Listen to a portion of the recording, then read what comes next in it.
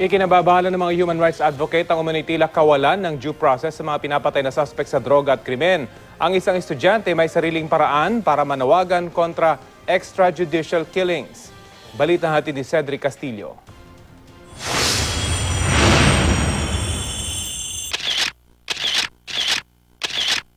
Pusher ako, wag tularan.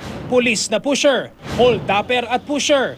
Tulak pa more. Ilan lang ito sa mga karatulang iniwan sa mga bangkay ng mga di umano'y suspect sa droga at iba pang krimen na itinatapon sa iba't ibang lugar nitong mga nagdaang araw. Ang sunod-sunod na summary executions, ikinababahala ng mga nagtataguyod sa karapatang pantao.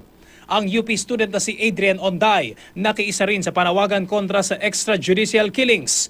Habang nakasabit sa kanyang katawan ang karatulang may nakasulat na, "Lahat tayo posibleng drug pusher." Naglakad si Onday habang papunta sa De La Salle University sa Maynila. Sa panayam ng GMA News Online, sinabi ni Onday na ginawa niya ito para makahikayat pa ng iba pa na manawagan kontra extrajudicial killings.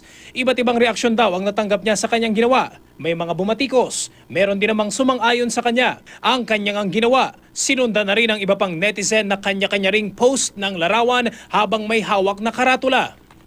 Ang Commission on Human Rights, dati nang tinutuligsa ang kawalan umano ng due process sa pagpatay sa mga sinasabing kriminal.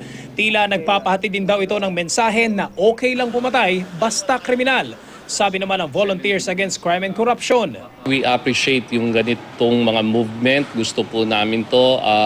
Everybody's so vigilant now. Nag-iisip sila ng paraan how to somehow control itong continuous similar killings na walang due process. Cedric Castillo, GMA News.